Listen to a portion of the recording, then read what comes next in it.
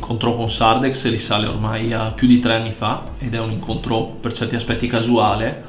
nel quale però mi ha colpito immediatamente il fatto che forse per la prima volta mi trovavo di fronte, occupandomi anche di etica economica, ad un'impresa, ad un'azienda che non solo aveva successo, ma riusciva a contemperare in questo successo degli standard etici molto elevati. Quindi non l'etica semplicemente come un rivestimento, come un accessorio, ma l'etica come qualcosa di strutturale e strutturante per l'impresa, per l'azienda.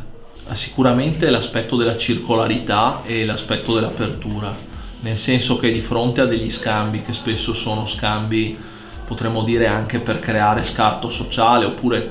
comunque degli scambi in cui gli interlocutori stanno quasi si guardano male per avere un interesse uno sull'altro, e lo scambio di Sardex è uno scambio generativo, uno scambio circolare che apre nuova economia e che apre nuovi scambi. Quindi in questo senso, di fronte ad una dinamica che è quella della crisi, che rischia di chiudere gli orizzonti, questo tipo di scambio, di circolarità, di generatività apre sempre di più degli orizzonti e quindi probabilmente indica tante zone di tutta Italia e indica anche una via d'uscita dalla crisi.